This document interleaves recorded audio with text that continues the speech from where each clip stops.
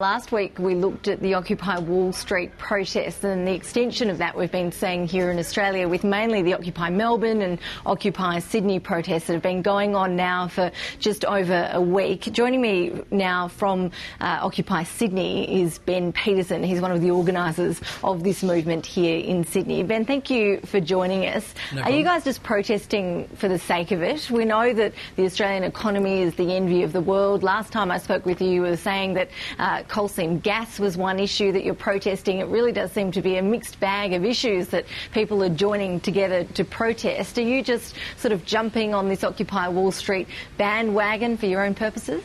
Absolutely not. The Occupy movement is a reflection of people feeling disengaged by the political processes we see around the world. It's not that no one protests and no one goes and sleeps out and does the hard yards in public places like this if they're not really passionate about the need for an alternative world. On many levels we see things that aren't as good as they could be, and people are just really passionate about the need to look for alternatives and people-powered alternatives to what we see at the moment. How organised is the Australian network for these Occupy protests? For example, are you working closely with the Occupy Melbourne protest organisers? We've seen reports over the last couple of days that there could be those protests focusing on the royal visit when the Queen gets to Melbourne tomorrow. Is that your understanding? Each Occupy is a reflection of its own, the people involved there, so each one is very different. But we do have some sort of talking to each other. People have been to different cities and helped share the experiences, but it's the people that are involved in each Occupy that drives that, and it's a reflection of its own local problems as well. So each Occupy is very different, but at the same time we do try and learn and trying to coordinate where we can, I think. So if the Queen was visiting Sydney, which she isn't, would you be targeting the Queen? Is there any need to wrap in the royals to the protests we're seeing around the country? Well, that's a hypothetical because the Queen's not visiting Sydney. What we're focusing on here now is just trying to branch out to highlight the extreme violence we saw against us on Sunday morning, and to sort of go and protest at things that we can do, like the Qantas AGM that's coming up on Friday, or to highlight things like the Tobin tax this weekend.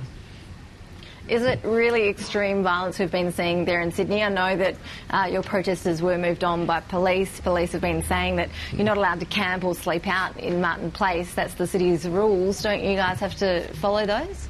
Well, it was the members of the public using a public space for the benefit of the public. We see that there's no problems with that at all, and we were dismayed to see the police, or hundreds of police, attack 100 sleeping protesters in the middle of the morning. There was no warning, there was no indication that it was going to happen. There was children and pregnant women in the camp. It was completely uncalled for and outrageous. It was the kind of thing that we saw in dictatorships in Egypt and Tunisia. To see it happen in Australia, I think it's very worrying, to say the least, and I think a lot of Australians see that as true as well. Do you think it's appropriate to have children sleeping out in the middle of Martin Place to be involved in these sort of protests? It was a peaceful protest all week. It was absolutely appropriate to give everyone the opportunity to share their views. What's not appropriate is 100 members of the riot squad marching in and brutally assaulting people. That's fundamentally at odds with the kind of society I think the majority of Australians want to see. You mentioned the protest on Friday. What else do you have planned in the future? How long are these Occupy protests going to continue?